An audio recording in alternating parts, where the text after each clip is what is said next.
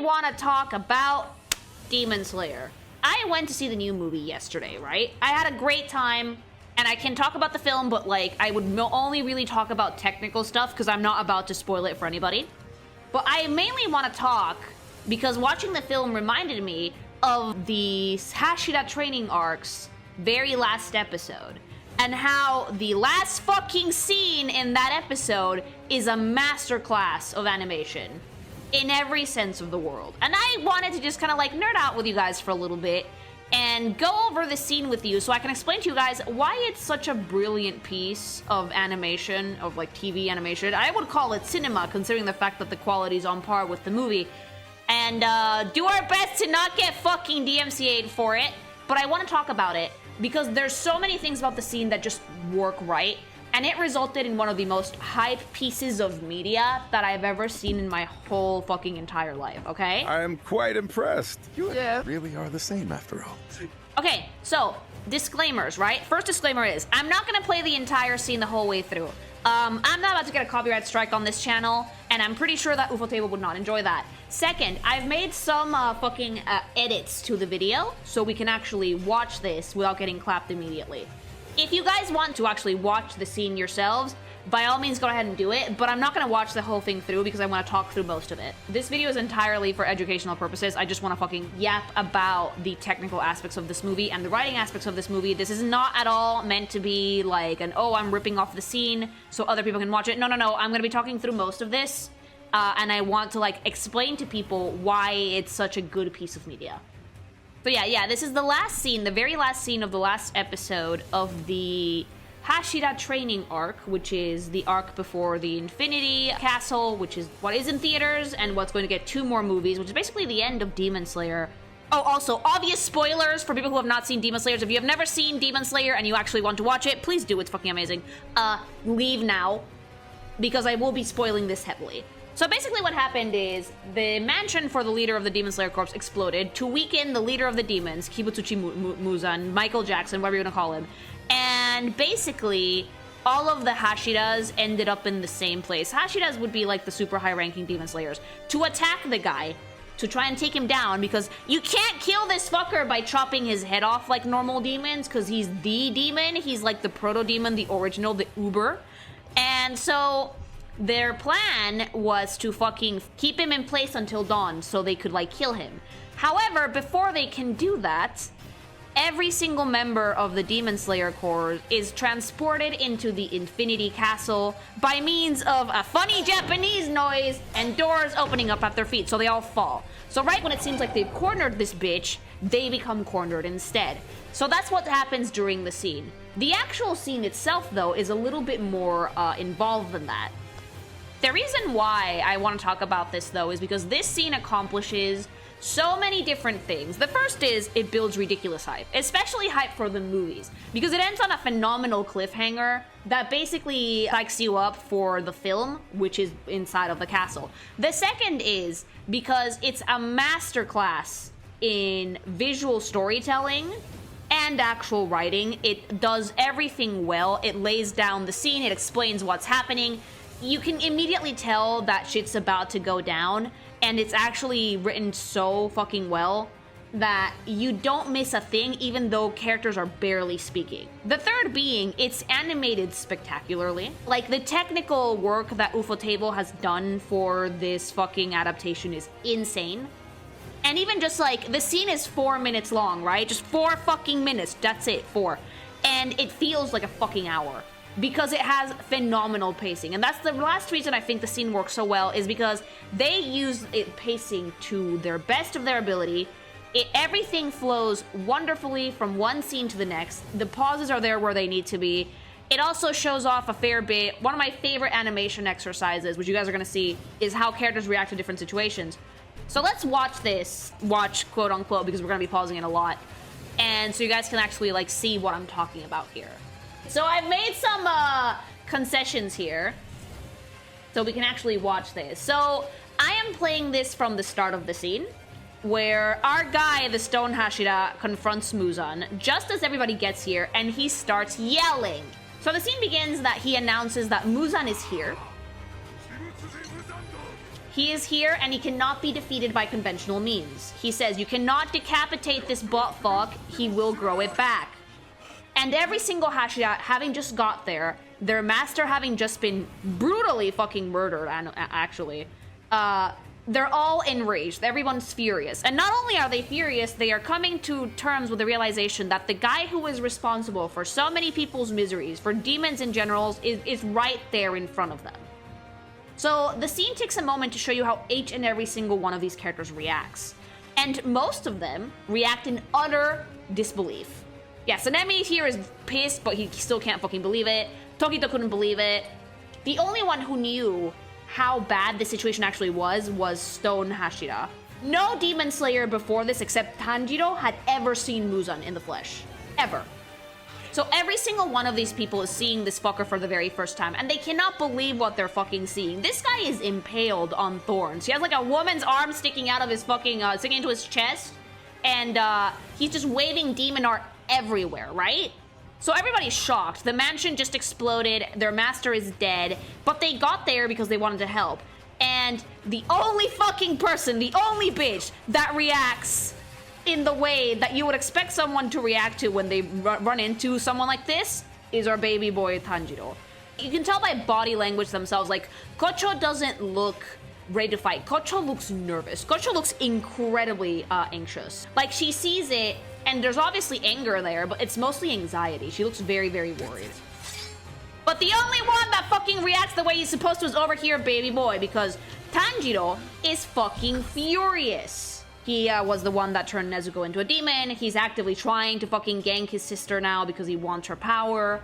The thing that kicks the scene into gear is him, right? Everybody has like a moment of pause so they can drink in the scene, but he kicks it into high gear. As soon as he draws his blade, everybody jumps into action. Everybody like states their breathing form. The katanas come out, and it's about to go down. Animation-wise, it's really fun because we go from like a really nice pause moment to a moment of very high energy, where everybody's running into fucking frame. It's very dynamic. Things tend to be like a little bit slower when you're drinking in a scene, but now that things are moving, everybody's running towards this fucker. And you can see like a very clear display of everyone's abilities. They're gearing up for a really long fight. And like for a split second, right, you're like, oh shit, this is it. They're gonna take him down. It's going to happen, but then time slows down. And in the sense of like an animation and cinema perspective, this is perfect. Because instead of just letting them all fucking jump the guy, time slows down just enough to let the audience know that something is wrong. He fucking smiles like a fucking bitch because he knows he's got them. And then in that split second, you hear the noise. And the doors to the Infinity Castle open. We went from such a like high energy scene to a moment of pause that really lets you drink in just how fucking screwed every single Demon Slayer is. That moment of pause there was not by accident. That was there very, very deliberately to let you drink in the fact that the tables have turned completely. And then you fall into the castle. And there's like a split second where no one knows what the fuck is happening before the shock actually registers. That like you are now in a situation that is not at all to your advantage. This is why pacing is so important, chat. I've talked about this a lot, but I think that one of the biggest issues I have with media nowadays, especially films and TV, is the pacing is breakneck. It's fucking TikTok pacing. It's super fucking fast. And the problem with making your pacing breakneck is that it does not allow the brain to digest anything. You can't remember things without pause. And part of the reason why this scene is so memorable is because there's a lot of pause here. In every moment that it needs to be, there is actually a break for your brain to digest information. This is a fall. A fall is usually an action that happens very, very quickly, but they deliberately slowed this down so you have time to digest, oh fuck. And in that moment of pause, when everyone's drinking in what's happening, the scene changes. And it changes to show that we are not the only people in trouble here. It's not just the big shots. Now that we've noticed that like the fall is happening, now that you've had time to digest it, everyone is falling at a normal speed. The slowdown bit is only for the initial, like, 2 seconds of the scene that you need to digest that everyone is falling into this place. And we do this character by character as well. It's not just showing everyone falling in at once. The important characters to the story have their moment. Because we need this moment to kind of show it's not just 3 people, like 7 people that are in there. No, everyone's in here. But the people that are very plot relevant and the people that have a lot of character development have their time to shine. There's even comedy in this. Because we realize that, for example, Inosuke is comic relief very, very often. So we needed to put a little bit of levity into it. Because up until this moment, when I was watching this episode, myself, I was holding my breath. That got me to laugh. And that got me to be like, oh, fuck. It let me catch my breath. It let me fucking realize, like, oh, they're fucked, but maybe not quite. And then we go to the minor side characters, who all get pulled in as well. Every single fighting member of the fucking Demon Slayer Corps gets pulled in here. And they all react the same way you would expect someone to react if you fall in a hole, which is panic, with some very notable exceptions. No one is safe. The only people who are safe are the members of the Demon Slayer Corps that are not fighters. This scene is phenomenal in its entirety, but it communicates so much about the world, the characters, the setting for the next part, which is super fucking intense. Just by, like, falling in here, we start to see bits and pieces of this space, of this infinity castle. And bit by bit, as the scene progresses, it gets bigger and bigger and bigger. It also shows you character personalities really, really well. Look at that. Everybody falls and everybody reacts differently.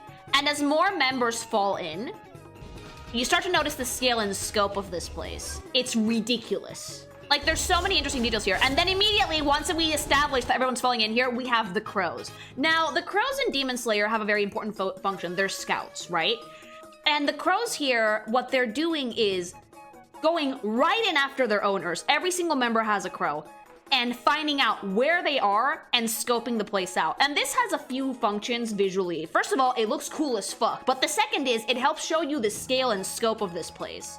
Just how ridiculous it is, and just how many people got pulled in here. The crows actually act as a fucking anchor for your eye to follow as we go through this place. Because without them, you would get overwhelmed immediately. Look at this. But if your eye sticks to that crow, you see the hallways, the floors, the empty spaces, like, everything about this place is gigantic and ridiculous, and the Demon Slayers are gonna need help navigating this, and that's what the crows are for. It's incredibly smart. And there is not a line of dialogue here. This is all visual storytelling. Just immediately scoping the place out. And then we start to see one of my favorite animation exercises ever is how do different characters react to the same situation? We saw the general effect of the Infinity Castle on the Demon Slayer Corps. Now we're seeing the personal effect of the castle on the Demon Slayer Corps. So every single character reacts to this situation differently, and in such amazing ways that completely tells you not only what their deal is, but how much they've grown throughout the story. We start with Inosuke. Everybody likes Inosuke. Inosuke's comic relief, but he also has a pretty interesting story. For a second, he looks shocked, and then, true to fucking form, he's delighted. He's immediately it's about to go down. He gets so excited because for him, this is a playground. For him, this isn't a demon's den. This isn't danger. This is playtime, baby. We're about to go on a fucking haunt, mama. And he falls into that fucking hole like his life fucking depends on it. Yeah, his vibe is let's fucking go. And the scene flawlessly transitions to the next cast member, Genya, who is immediately bewildered. Now, things to note about him is he can't use breathing techniques. So his reaction is not like Boar Boy over here. He's not happy about this. He's actually understandably overwhelmed and understandably fucking scared shitless. He only has a gun and his power to, like, eat demons to get fucking power to get through this, right? So for him, this is not fun at all. This is going to be very, very overwhelming. And he's so confused. He's the only character that speaks in this part of the scene. And basically what he says is, what the fuck is going on? And then we transitioned to Kanao, Tanjiro's wife, who is a fascinating character because she also has dialogue here. This is a character that up till this point, and up to, like, very late in the fucking story, she didn't say a word. She was incredibly stoic. She was stoic up until the point that Tanjiro helped her out. And once he did, she opened up immediately. So instead of her being just landing on her own and running off on her own, she's helping her teammates. Her reaction to this is to worry about everyone else immediately. And then we have the best segment in this whole entire scene. This is shit that made people get to their feet. This is shit that got everybody screaming. Because out of all of the characters to have the badass entry, you would expect it's Tanjiro, right? No. No, it is not. You see a sword falling, a lone sword, a yellow sword, and then a hand. And you see Zenitsu. And it's like, oh, okay, well, he's asleep, right? That's his thing. He probably fell in. You expect him to flail and to panic and to screech for his life because he's a coward. He's falling dead quiet. So, okay, maybe he's asleep. That's his thing. No. He is awake. He is wide awake and he is locked in. The reason why Zenitsu's segment is the longest out of all of them is because he has the most character development out of everybody here. He went from being a cowering, simpering baby to being fully, completely locked in because my man is on a mission. Do we know what he has to do here? No. We know that he got a letter and he locked the fuck in. And he is falling into this fucking den of demons, fully awake and locked the fuck in. And that's why he has such a long segment, because they're trying to show how much he's changed. The more time and the more pause you give each character is the more information that you can convey. Especially with animation, it's super important because a big part of your job is visual storytelling. He's actually fucking mad, he's locked in, he's diving in. He knows that this very well might be the last night of his life, but he's going in, he's doing it. And then we transition to the Hashira. We start with Shinobu, who does not at all look pleased about this. Shinobu looks afraid. Shinobu, if you guys don't know, she is probably the smallest of the Hashira by far. Shinobu cannot decapitate demons. Her fighting style is pretty unique in the sense that she uses poison. So she's not one that's super strong physically. So of course, confronted with the situation, she's terrified. She's trying to take stock of it, obviously, but she's super fucking scared, and it shows. She also seems to be looking for something, but we don't know what it is. In she goes.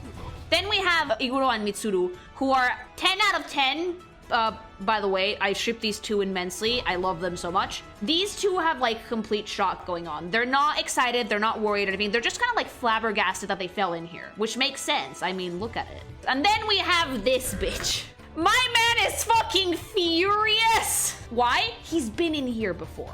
Kind of. Not entirely, but he's seen the Infinity Castle before, and you can tell that he cannot fucking believe that he's stuck in here, that he fell for such an obvious trap. For him, obviously. He's always angry. So his reaction is understandably fucking pissed. Tokito has a pretty, like, standard reaction, and then we have Stone Man over here also falling in. You will notice that most of the Hashira don't have super long pauses, because a lot of these characters have already been really, really well established, right? We know backstories for most of these people. There's some that we don't know a ton about, but I'm expecting that the movies will handle it. So what this is showing us is that even these super high-profile fighters have concerns about what's happening here. Yeah, Gyomei's ready to go.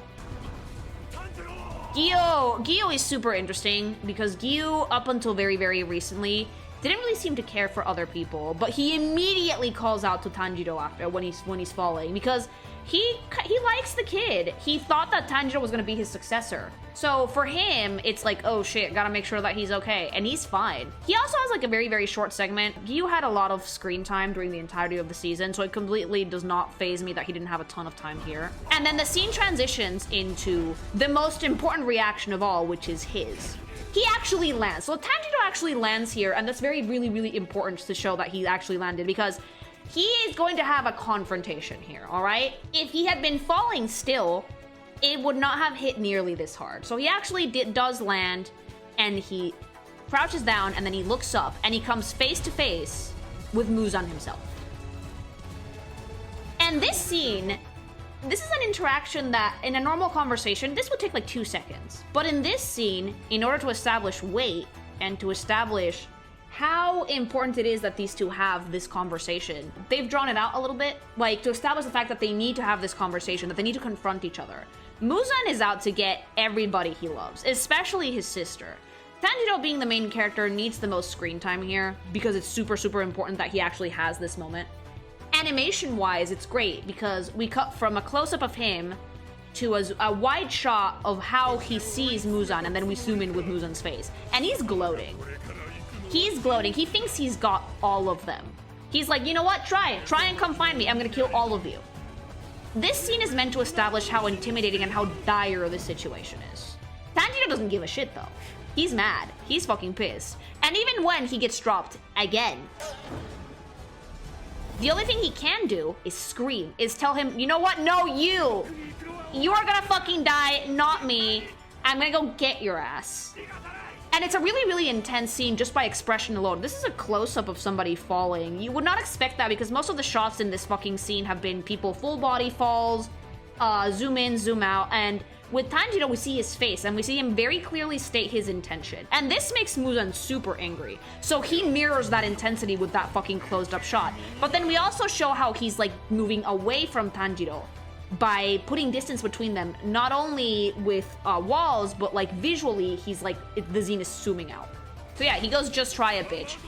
And it just zooms out dramatically, and the castle starts building itself around him to put some distance. But you know what that tells me? That Muzan definitely acknowledges this idiot as a threat. Every single visual cue in this scene is magically and meticulously fucking put together to show intent, to show the sequence of events, to show character development, character writing, and just how everybody would react to the situation. And then as he feels like it's falling down more, we cut. We slow the moment down again. You can digest it. This pause is super important. So you can digest everything that just happened. And then we cut to black. And the scene ends. And the music cuts in.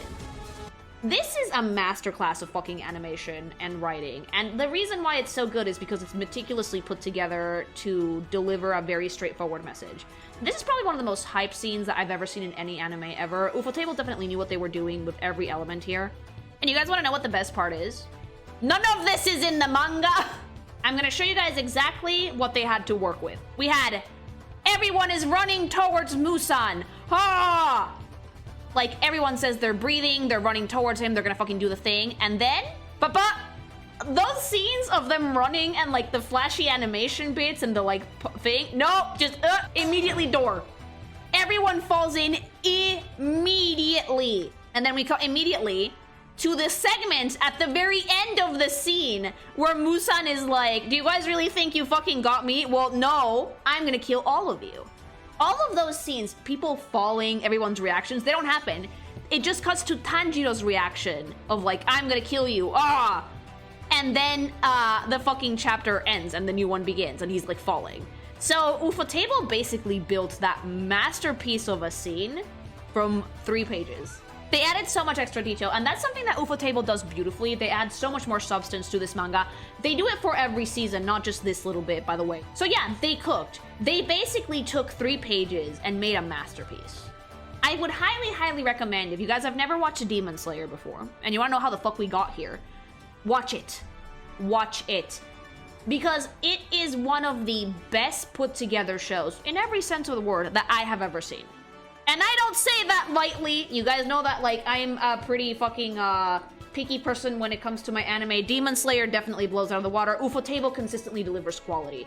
So, and to talk about the new movie, which basically picks up from this scene, I'm not gonna talk about the story because spoilers, but I will say, technical masterpiece. Amazing moment of animation, great writing, I cried a few times, music is phenomenal, voice acting is great. A technical absolute marvel of animation, especially the action scenes, they did great. And the scope of the fucking Infinity Castle itself, it's ridiculous because Hubby told me that in the manga, it's not that big. Ufotable made it much, much bigger. And you know what? I think that's amazing. So if you haven't gone to watch the movie yet and you want to, go check it out. It's definitely awesome. That's like, I can't really say a ton about the movie because there's a lot of spoilers, but what I can say is that I enjoyed every bit of it. And they did so much good work to make it emotional. And it hit really, really hard. Like, their pacing was great. But yeah, I think I'm gonna end this segment here. I might make a short video out of this. So if you like it, like, comment, subscribe. If you haven't watched Demon Slayer yet, would you watch it? I highly recommend it. But if you have watched it and you've seen the movie, tell me what you thought. I want to hear your thoughts, things.